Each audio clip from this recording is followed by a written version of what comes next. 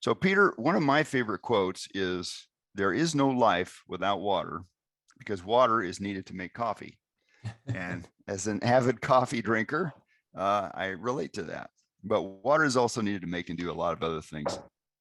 So for those of us who live in Colorado River Basin or get some of our water from the basin, tell us about the current water situation in the basin and what actions are being considered to respond to our prolonged drought. Well, thank you, Phil, for that introduction. I really appreciate it. I'm going to try to share my screen. I was having a little technical difficulty before. Okay, for some reason that does some funny things to my Zoom. So as Phil mentioned, I'm general counsel at the Colorado River District. This is the River District's mission statement. It always helps to know where the speaker is coming from when you hear a presentation. So the Colorado River District is a political subdivision of the state of Colorado. We're not the state. We're not a state agency, so I'm not speaking on behalf of the state. Or Phil mentioned I'm on the legal committee of the Upper Colorado River Commission. Not, no attribution to the state or the UCRC or anything like that. Today, we always got to give these disclaimers when we talk about sensitive issues like the Colorado River Compact and things related there too.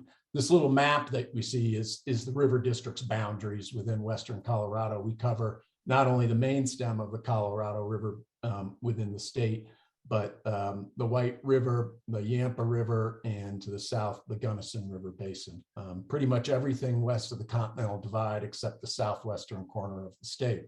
So Phil mentioned I was going to talk about Colorado River hydrology, where we are on compact compliance, potential impacts of a compact curtailment, which we hope never happens.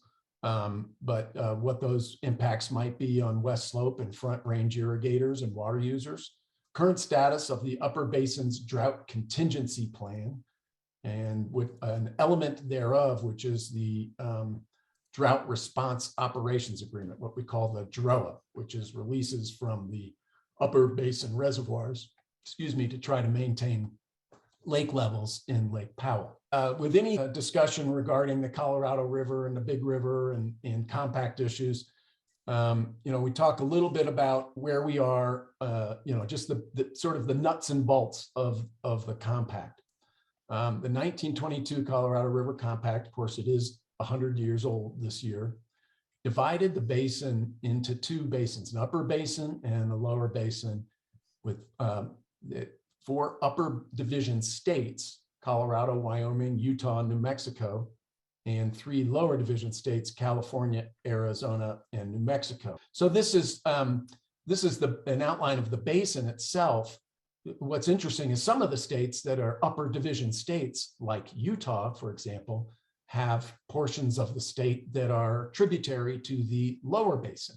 The dividing line is Lee Ferry, which is hard to see in this little map, but right about where my pointer is now, you're seeing that. And one of the other interesting things about this map is it shows these cross-hatched red areas that are outside of the Colorado River Basin. But those are areas in where significant amounts of Colorado River Basin water is used. It's exported out of the basin, of course, to Colorado's Front Range through the CBT, Colorado Big Thompson Project, the Frying Pan Arkansas Project into the Arkansas River Basin.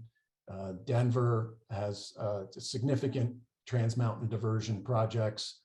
And then, of course, enormous amounts are transported out of the basin into the Imperial Irrigation District and other irrigation districts and municipal areas in Southern California. A very, very large portion of the basin's total overall water supply is used outside of the basin. Here's another map that, again, this one shows a similar outline, of course, and it shows that in the upper basin, we've got about 90% of the entire basin's water supply. Of course, it falls as snow for the most part. And the lower basin, while it only has about 10% of the water that is tributary to the basin, it does have a more water supply by virtue of the compact, which we'll talk about.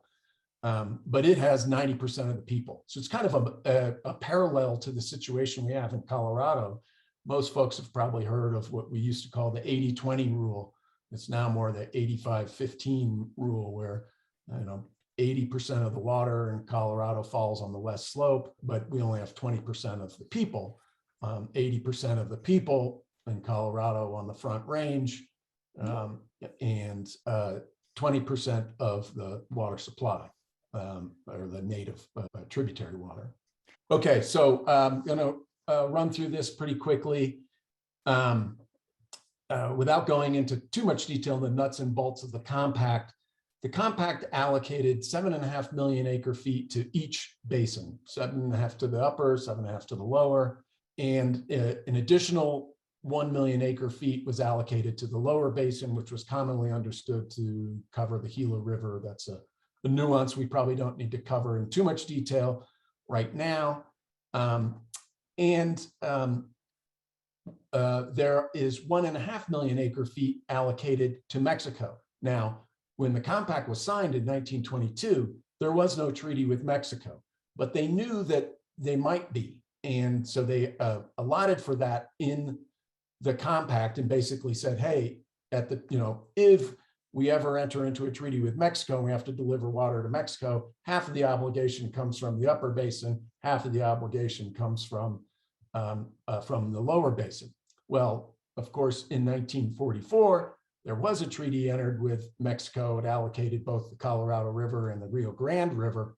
And so that is where that 1.5 million acre feet come from.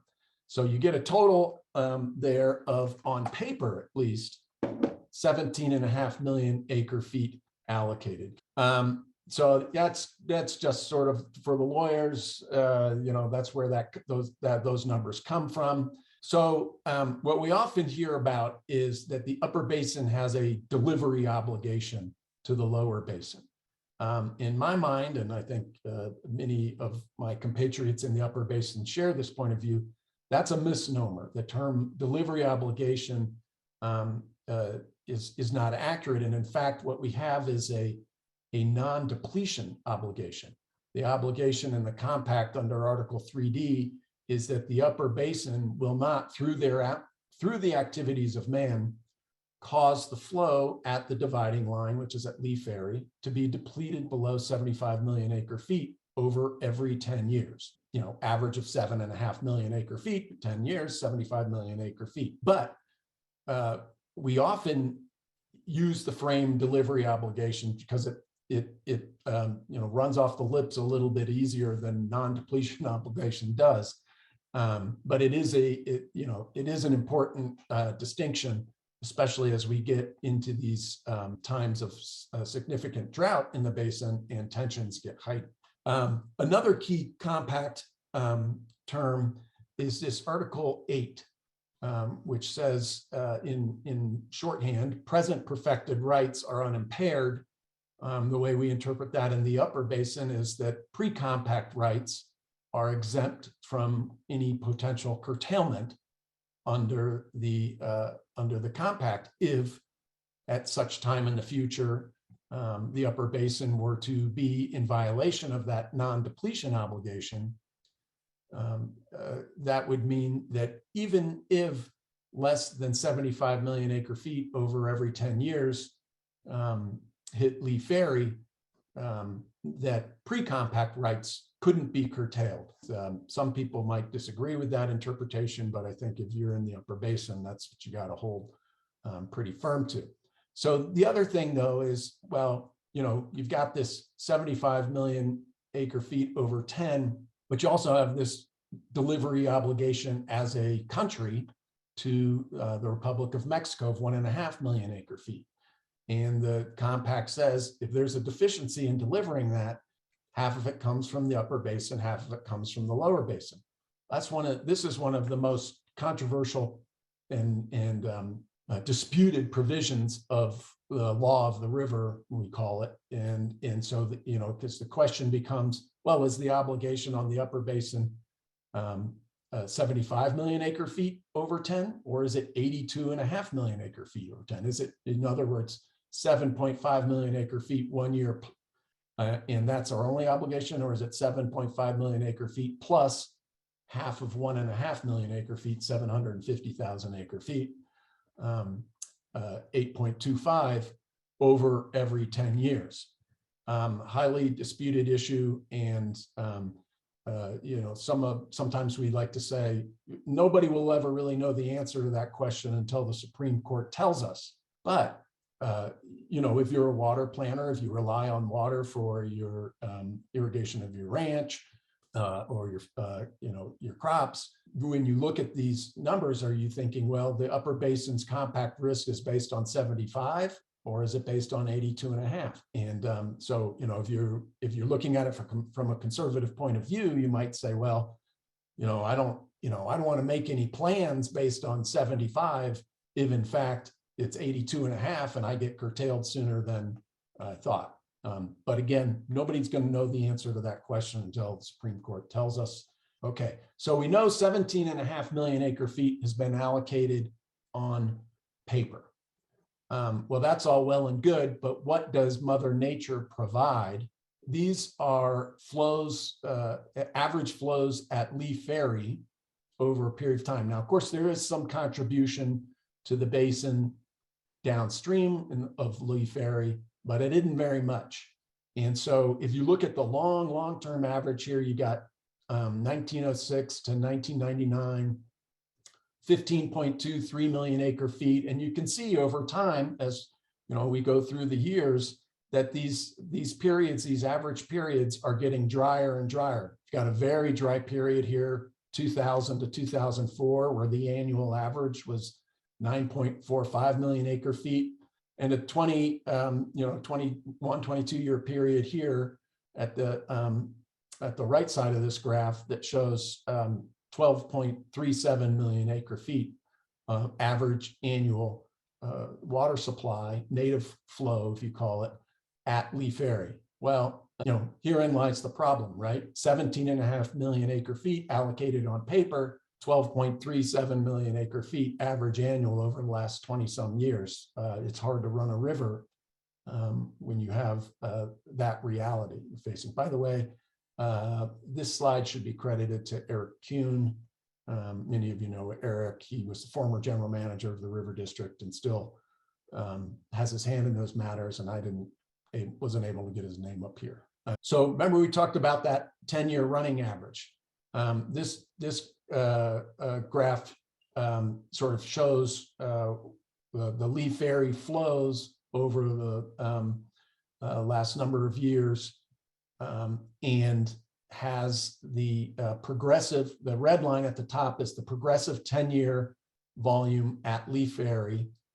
The purple line is 7.5 million acre feet, or I'm sorry, 75 million acre feet over every 10 years. The green line is 82.5 million acre feet over every 10 years. And you can see we started out in the early 90s way above the high number, the 82.5 million acre feet. And but as the drought has continued and gotten worse, that red line and that green line are getting closer and closer together. Here, in these are projections out to 2025. The Upper Basin, could be right at that 82.5 million acre feet over every 10-year line, which means that then if something, if the drought got worse, then we would dip below that line, or could dip below that line, and that's when the controversy probably really gets started. And certainly if we dip below the purple line, the 75 million acre feet over every 10 years, things get even more interesting.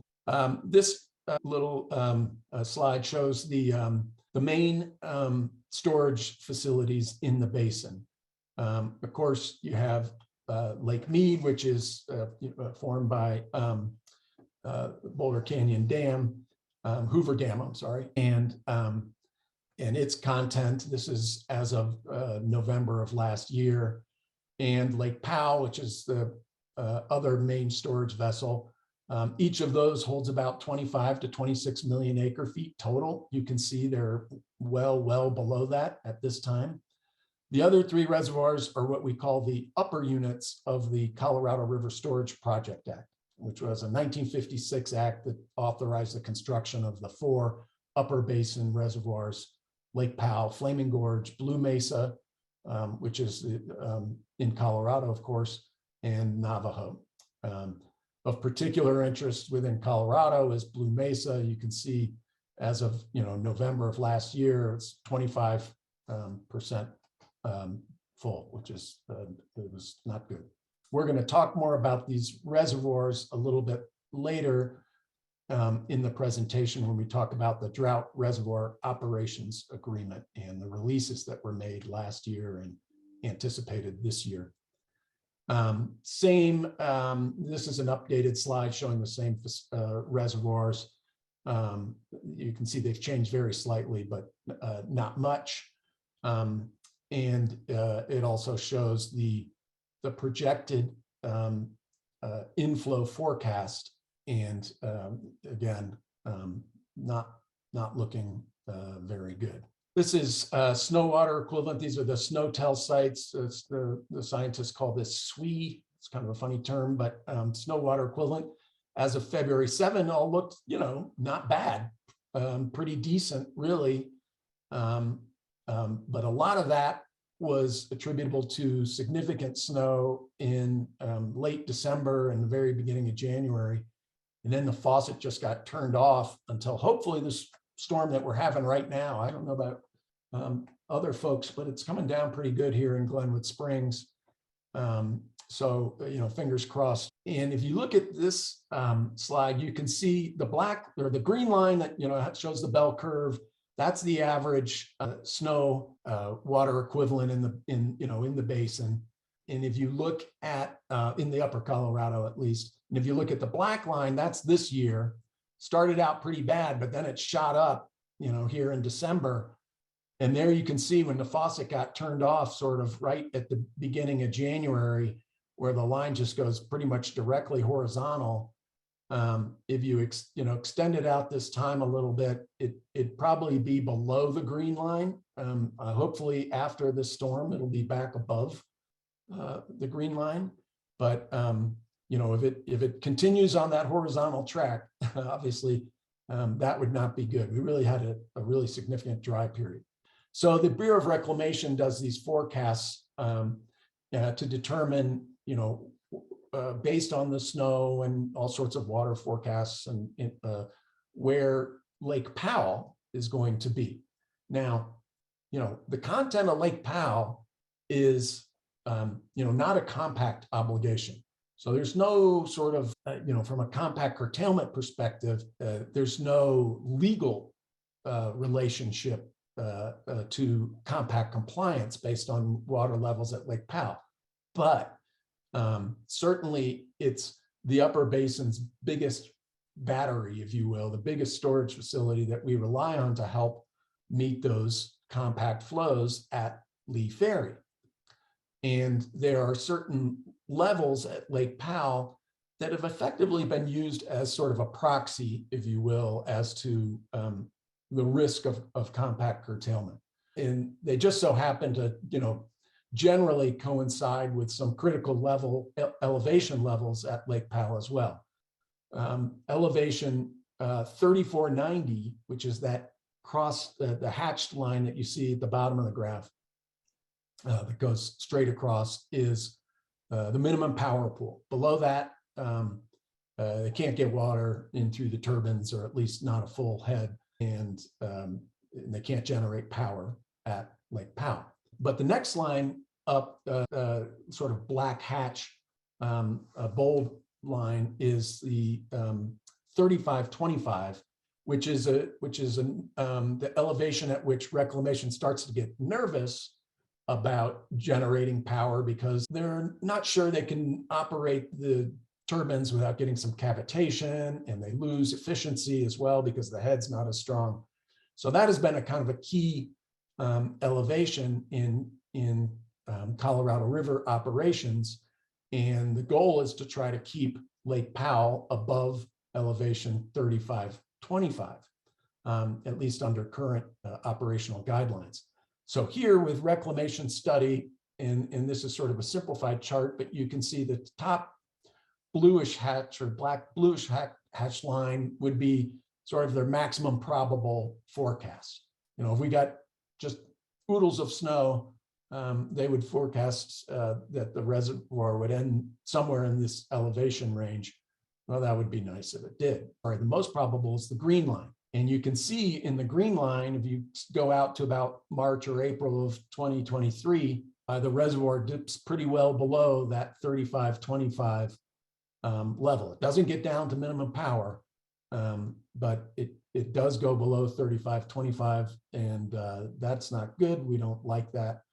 If we get the minimum probable, which is the red line, well, then we're well below the 3525 level, and we're touching or getting very close to actual minimum power.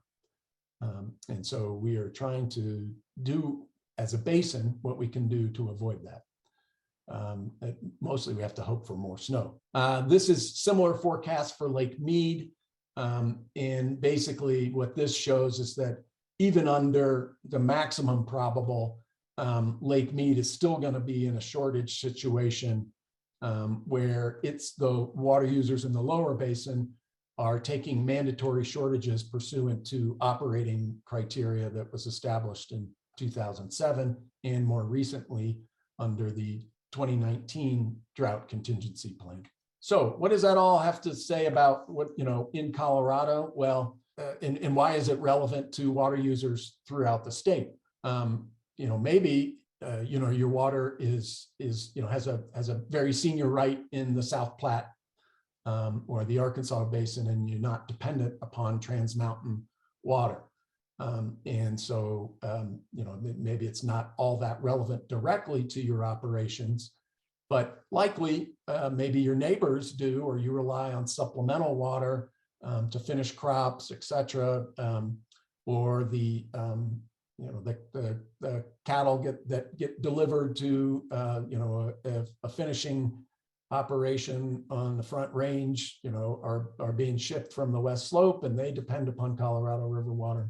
But there is, as we saw from those slides at the beginning of the presentation, where water is used outside of the basin, Colorado, of course, has many Trans Mountain diversions. And you can see here, these are the ones that come out of the River District Basin. There's actually some that come from Water Division 7 into the Rio Grande Basin, Water Division 3. Those aren't marked on this map, but the CBT project, the Adams Tunnel, you know, 200,000 acre feet on average. I think it's actually probably a little bit more than that.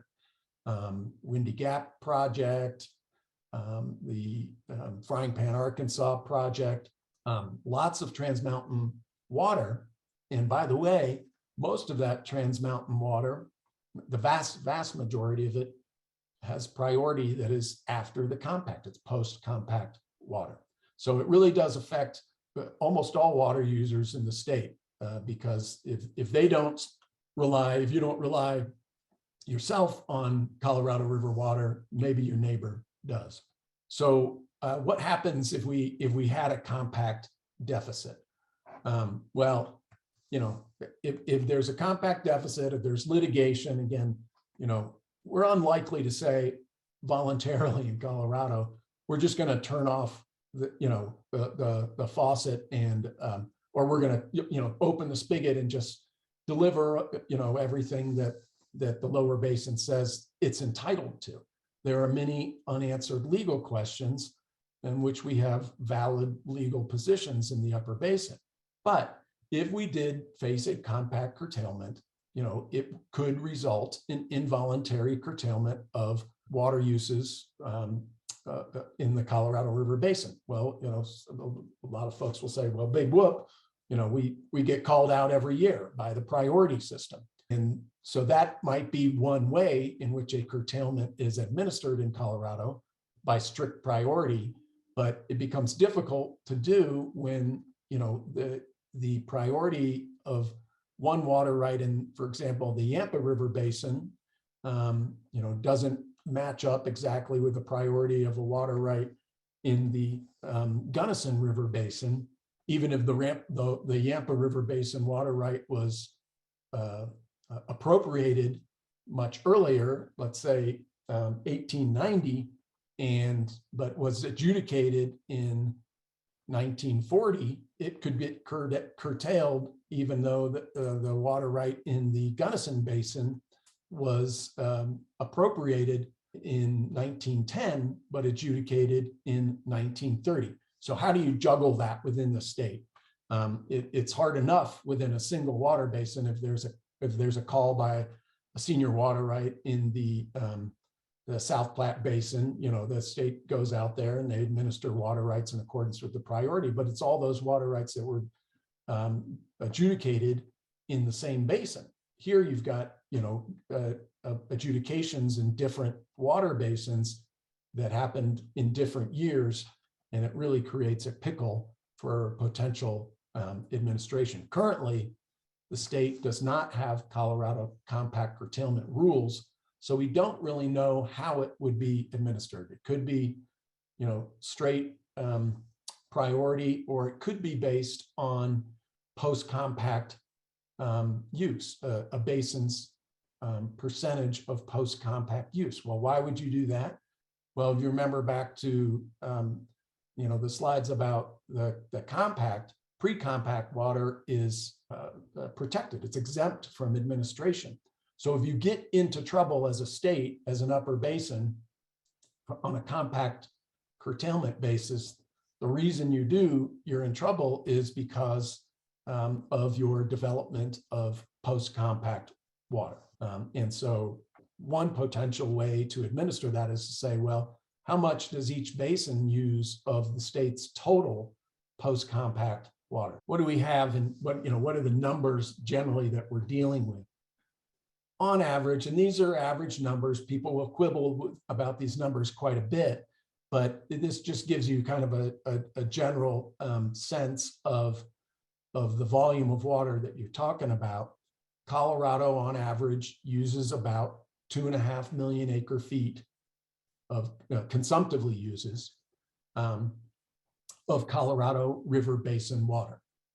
So that's statewide, how much of the Colorado River Basin water is used within Colorado consumptively. About 1.6 million acre feet of that is attributable to pre-compact rights, and leaving about 900,000 acre feet attributable to post-compact. Now, those numbers probably are not super accurate, but that's in the general sense. It maybe it's 1.4, 1.3, it might be closer to 50-50, 1.25 million acre feet for pre-compact and post-compact, still coming up about an average of 2.5 million acre feet per year. What we do know is that trans-mountain diversions, again, because of their relatively junior priority, constitute over half of the state's post-compact depletions. Most of the state's trans-mountain diversions come out of the main stem of the Colorado River Basin and its tributaries, the Frying Pan, the Roaring Fork, the Blue, the Fraser, all tributaries of the Colorado main stem, all with major trans-mountain diversion projects, the Eagle as well, I should mention. And so about 2/3 of all post-compact water in the state is from the Colorado River main stem. That picture there is, of course, the Cameo Diversion Dam in the Grand Valley.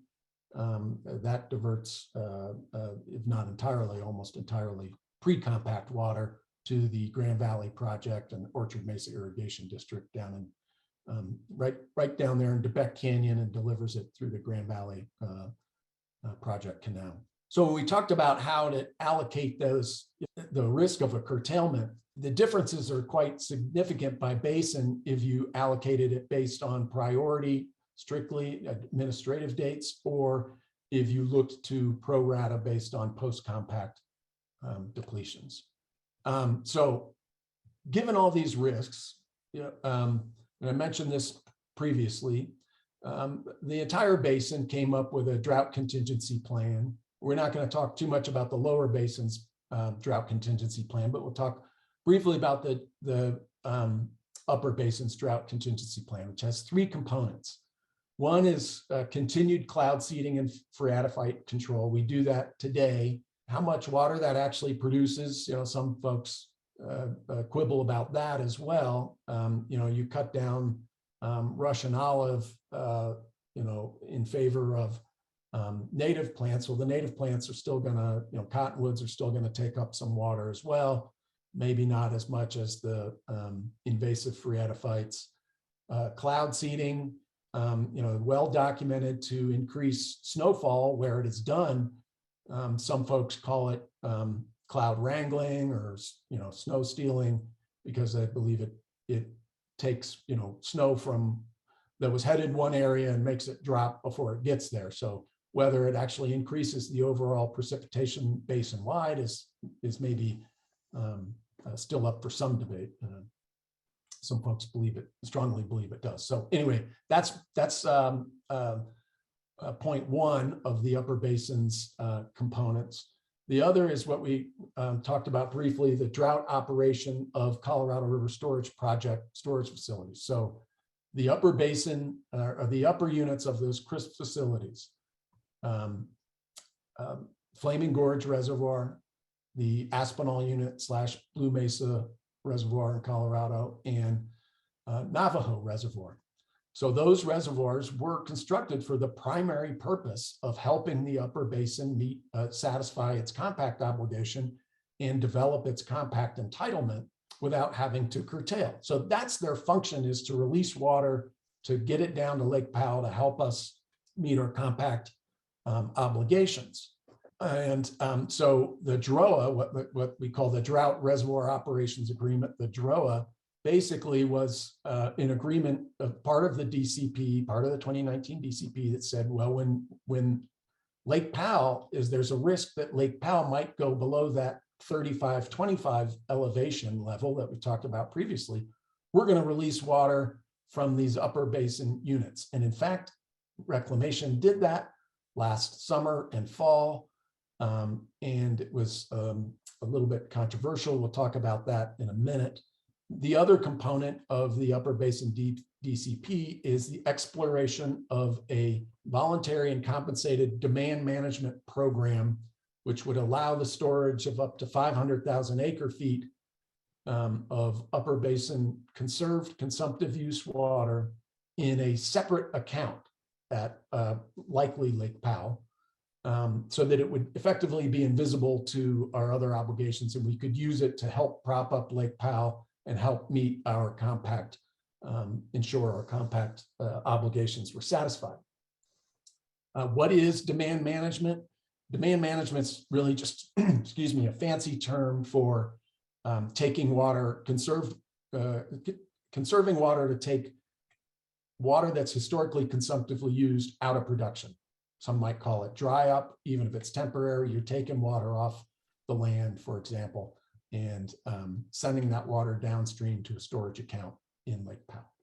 Okay, let's talk about the DROA then. And as I mentioned, this was a little controversial last year. You can see these are the volumes. They released a total of 181,000 acre feet from the upper CRISP facilities, they being the Bureau of Reclamation. And it didn't really consult as well as they could have, or really much at all, with the states and its water users. And Blue Mesa in particular, even though it didn't release the lion's share of the water, dropped to very low levels, created some extremely bad water quality issues, to the point that I think they were issuing no swim orders, and also effectively ruined the end of the recreational season at Blue Mesa. Now, because of those projections that we talked about last year, previously, for Lake Powell levels, Reclamation's talking about doing it again this year. Well, when the reservoir is only 25% full right now, it's going to increase obviously when the snow melts. But how much are they going to try to extract when they release that water? I don't want to say that it was the worst thing in the world, but to add insult to injury, there's no proof that any of this water ever even actually got down to Lake Powell. It wasn't administered by state officials, past diversions. And so it could have been, just picked off by other water users or accreted to the stream channel where it was picked up by phreatophytes and evaporated and so forth. We don't know. Phil, I think that's probably a decent stopping point if there are questions. I'm sorry for the technical problems at the beginning. I know we wasted a lot of time doing that. I appreciate everybody's patience. What's coming up on the horizon is stay tuned, basically, because this drought reservoir operations releases, that's going to be a continuing discussion. And as the states, continue to discuss about what do we do about these drought situations, how this, excuse me, may play out on Colorado River water users, both in and outside the basin, it's going to continue to be front and center on folks like my mind and folks like me that spend our days worrying about these things. Yeah. Well, and since you mentioned Blue Mesa, let's just talk about that for a second. So they released water, 36,000 acre feet out of Blue Mesa, dropped it by 8 feet, kind of ruined the end of the recreation season and hurt a lot of businesses in the area. They're looking at maybe even doing that again this year, although it's hard to figure out how they could get blood out of a turnip if we don't get some really good runoff this year. But that also brings up another question, and that is that Blue Mesa is just one of the Bureau of Rec reservoirs in Colorado. There are several, there's over a dozen, right? And every one of those is extremely important to irrigators and also for recreation, local communities and their economies, as well as water supplies in many cases. Is the Bureau of Reclamation looking at these second tier reservoirs, and there's, quite a list of them, and we could go down Green Mountain, Rifle Gap, Rudeye, Paonia, Silverjack, Fruit Growers, Lemon, McPhee, Vallecito, Jackson Gulch, and there's more besides those. But are they looking at those reservoirs as possible supply sources to prop up Lake Powell as well? Sure, and you may have mentioned that I didn't hear Granby, which of course is the main storage bucket on the west slope for the CBT project as well, also a Bureau of Reclamation facility. To our knowledge, they are not, and looking to order releases from those reservoirs in order to prop up levels at Lake Powell, those non-crisp reservoirs, even though they are federal reclamation projects. In the Upper Basin, we're lucky in the way that, to the large extent, the Secretary of the Interior does not have the scope of authority that he does in, or she, I'm sorry, that she does in the Lower Basin. In the Lower Basin, the Secretary of the Interior is kind of known as the water master, and really has their finger on the trigger of all of the diversion structures and reservoirs in the Lower Basin. In the Upper Basin, it's really those main crisp facilities in terms of interstate water issues, in terms of the big river. Now, that said, if you got into a compact curtailment situation, if there was litigation, well, we know, the United States is going to get dragged into any litigation on an interstate compact matter. The contracts for those, most of those smaller reservoirs in the state are their contracts with the Bureau of Reclamation, with the Secretary of the Interior, who retains substantial discretion in their operation. I'm not going to prognosticate as to what the Secretary might do, but I would just say that, if you got into a real crisis situation, the Secretary is going to start looking probably. So good question, but at least currently they're not peering into those reservoirs. And in just a couple minutes, Peter, can you kind of give us, you mentioned demand management, and that is one of the legs of the three-legged stool that the Upper Basin is looking at to try to put more water in Lake Powell. What is the River District's perspective on a potential Upper Basin demand management program, and how briefly would it work? Yeah, we currently don't have a formal position on demand management. Now, our board said, hey, there's a lot of talk about demand management. It's been pretty controversial throughout the state. Why don't you develop a concept paper, Peter and Andy Mueller, our general manager, and just to get people talking about it. And we did that. You can look at it on our website, but our basic points are, if you're going to have demand management, it's got to be effective. We don't want to dry up ag, take water away from municipalities and industry if we can't prove that the water is actually going to get to Lake Powell and do what we want it to do. But it also has to be equitable, and it can't put the lion's share of the burden on Western Slope ag. Just because Western Slope ag arguably has a lower economic value than Front Range water use in the city and county of Denver, or crops grown in the Front Range, doesn't, you can't put, just let the market take control, free market and unregulated market, and put the burden on Western Slope ag. We think that would be a recipe for Western Colorado being a sacrificial zone, or at least Western agriculture being a sacrificial zone for the rest of the state. We don't think that's an acceptable alternative. So many issues, so little time, but we are out of time. And so I want to say special thanks, Peter. I really appreciate you putting together the slideshow. And this concludes today's webinar.